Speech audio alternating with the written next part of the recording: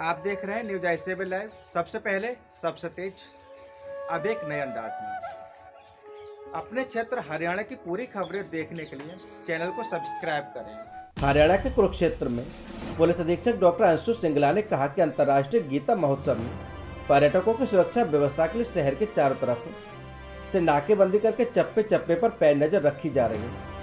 इस व्यवस्था को बनाए रखने के लिए पुलिस का 1800 जवानों को नियुक्त किया गया है। इस व्यवस्था को बनाए रखने के लिए आमजन का सहयोग बहुत जरूरी है। अगर किसी भी व्यक्ति को कानून और सुरक्षा व्यवस्था संबंधित कोई सूचना मिले तो संबंधित व्यक्ति सूचना को तुरंत पुलिस प्रशासन के साथ शेयर करना सुनिश्चित करें। इसके अलावा पुलिस अधीक्षक डॉक्टर अंशु सिंगला ने पुलिस अधिकारियों को निर्देश देते हुए कहा कि महोत्सव के मुख्य कार्यक्रम 9 दिसंबर से लेकर 14 दिसंबर तक चलेंगे। इस दौरान शहर में वीवीआईपी मूवमेंट ज्यादा रहेगा और इस दौरान सांस्कृतिक कार्यक्रमों के साथ साथ शिल्प और सरस मेले में भी लोग और उनकी भीड़ का इजाफा होगा। इन तमाम पहलुओं को देखते हुए महोत्सव में आने वाले प्रत्येक नागरिक की सुरक्षा का जिम्मा पुलिस प्रशासन के कंधों पर है। इस कर्तव्य को पूरा करने के लिए ब्रह्म सरोवर के चारों तरफ नाकाबंदी कर दी गई है और शहर के अलग अलग हिस्सों में नाके लगाकर सादी वर्दी में पुलिस अधिकारी सुरक्षा व्यवस्था पर नजर रखे हुए हैं। इस महोत्सव के लिए 10 डीएसपी, 30 पुलिस निरीक्षक सहित कुल 1800 पुलिस कर्मचारियों की ड्यूटी लगाई गई है। रिपोर्ट अजय ठाकुर, न्यूज आई7 स्टेट हेड हरियाणा। कोरोना एक ऐसी बीमारी है जिसके लिए वैसे तो सभी बीमारी के लिए चीज़ है, परंतु हम सब जानते हैं कि prevention is better than cure. ये बीमारी का जो संक्रमण है इसे रोकने के लिए बड़ा अच्छा गवर्नमेंट का वो है 2 गज की दूरी और मास्क है ज़रूरी। तो फील्ड में उतर के मैं ये सबको मोटिवेट करी हूँ कि वो मास्क पहने। आप जैसे कि देख सकते हैं कि मैंने भी मास्क पहना हुआ है, आपने भी पहना हुआ है। तो पहली बार तो हमारा खुद का कंडक्ट पुलिस वालों को मोटिवेट किया जा रहा है। दूसरा फिर पुलिस जो है ये भी मोटिवेट कर रही है, एंट्री चेक पे हमने मास्क डिस्ट्रीब्यूट भी किया हुआ है। और अगर फिर भी कहीं पे बहुत ज़्यादा कोई एडमेंट है तो हमें चलानी भी करनी पड़ रही है। परंतु काफ़ी लोग जो हैं वो इस चीज़ का ध्यान रख रहे हैं। अब लोग खुद ही मास्क पहने भी हुए हैं, आप यहाँ से पीछे देख सकते हैं। तो जगह जगह पे ये डिस्प्ले भी है कि उन लोगों को सामान नहीं दिया। राष्ट्रीय गीता जयंती महोत्सव में आज उस समय स्थिति विवादित हो गई जब प्रशासन के द्वारा आवंटित दुकान नंबर 531 में इस्लाम धर्म का प्रचार करते हुए कुछ लोग पाए गए। विश्व हिंदू परिषद व स्थानीय लोग के द्वारा इसका विरोध करने पर दुकान बंद करा दी गई। विश्व हिंदू परिषद के कार्यकर्ताओं ने मौके पर हनुमान चालीसा पढ़ना शुरू कर दिया। विश्व हिंदू परिषद की ओर से एक लिखित शिकायत आदर्श थाना में पुलिस को दे दी गई। मिली जानकारी के अनुसार हिंदू देवी देवताओं का अपमान करते हुए व इस्लाम धर्म का प्रचार करते हुए कुछ लोग पाए गए। स्थानीय लोगों ने विश्व हिंदू परिषद के विरोध में मौके पर मीडिया जब वहां पहुंचा, इसका विरोध हुआ, तब प्रशासन की आंख खुली और यह दुकान बंद करा दी गई। हैरानी की बात यह है कि गीता जयंती के अंदर प्रशासन की नाक के नीचे इस प्रकार का प्रचार हो रहा था। प्रशासन व कुरुक्षेत्र विकास बोर्ड इस बात से अनजान था। विश्व हिंदू परिषद के जिला सहमंत्री ऋषि पाल ने बताया कि स्थानीय प्रशासन के द्वारा यहाँ पर लगभग 45 दुकानें मुस्लिम लोगों को अलॉट की गई हैं। सरेआम अंतर्राष्ट्रीय गीता जयंती महोत्सव का अपमान किया जा रहा है, हिंदुओं की भावनाओं को आहत किया जा रहा है। रिपोर्ट अजय ठाकुर, न्यूज आई7 स्टेट हेड हरियाणा।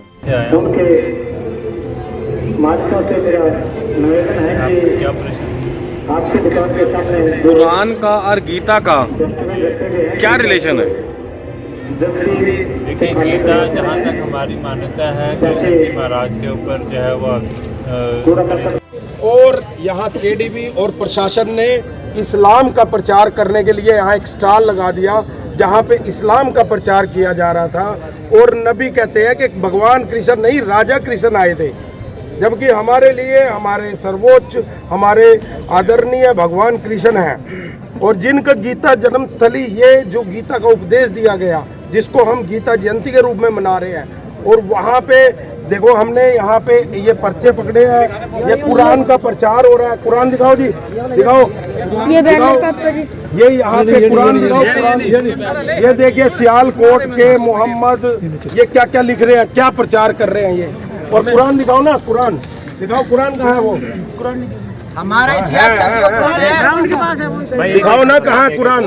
ये यहाँ पे कुरान बेच रहे हैं, कुरान के बारे में सिखा रहे हैं। यहाँ पे हमारे धर्म के साथ खिलवाड़ हो रहा है। हमारे तो सिर के ऊपर बैठ गए, हमारे छाती पे बैठ गए, मूंग दल रहे हैं। गीता स्थली पर आप मौजूद हैं, पवित्र श्री ब्रह्म सरोवर पर। तो गीता का और कुरान, जिस प्रकार से आप कुरान लेकर बैठे हैं, तो इसका क्या कुछ रिलेशन है और क्या मोटिव है सर? देखिए, गीता भी जो है वो हम ये मानते हैं कि ब्रह्म का कलाम है, खुदा का कलाम है, और इसी तरह कुरान मजीद भी खुदा ताला का कलाम है। दोनों में एक ईश्वरवाद की शिक्षा दी गई है, मानवता की शिक्षा दी गई है, इसी तरह से परमेश्वर के निकट जाने की शिक्षा दी गई है। गीता में जगह जगह कृष्ण जी ने कहा है कि मैं ब्रह्म हूँ, मेरी शरण में आओ।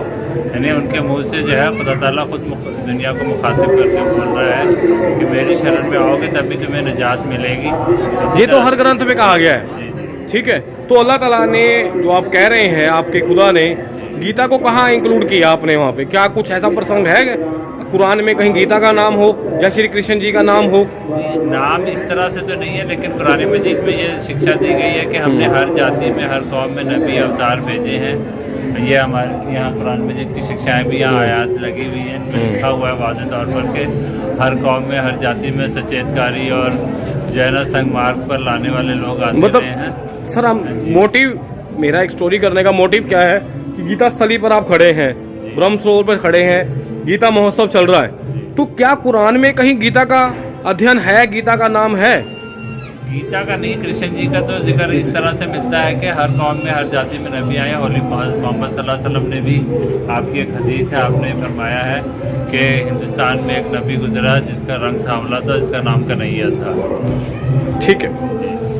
मुस्लिम को दुकान नहीं देनी चाहिए, और खासकर भोजन की तो बिल्कुल नहीं देनी चाहिए। भोजन की कैसे दे देंगे?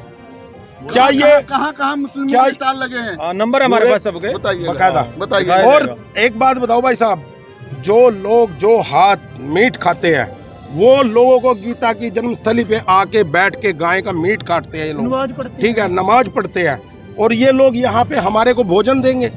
हमें नहीं समझ आता सरकार क्या सोच रही है। ठीक है, सद्भावना है, ठीक है, परंतु कम से कम गीता स्थली को तो छोड़ दे।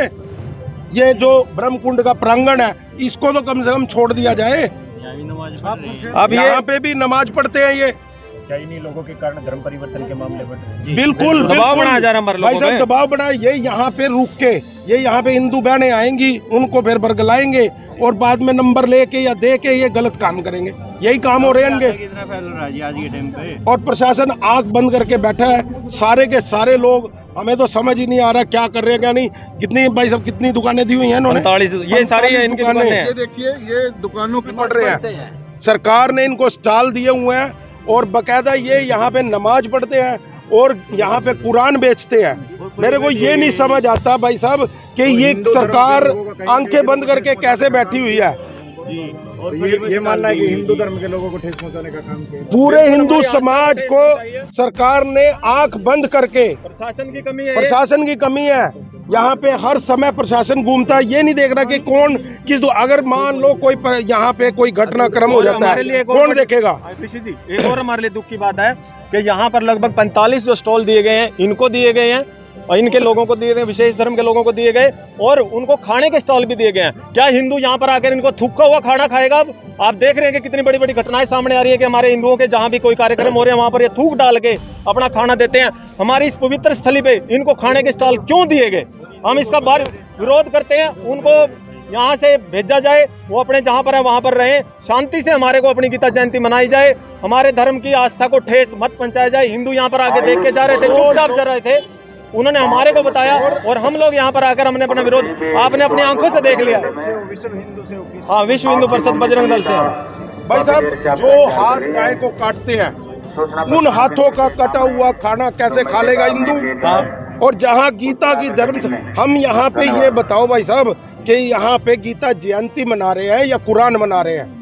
यहाँ गीता का उपदेश होना चाहिए। हमने उसको कहा कि आप यहाँ पे सिर्फ जय श्री राम बोल दो, हम मान लेंगे कि आप सद्भावना के लिए आए हो।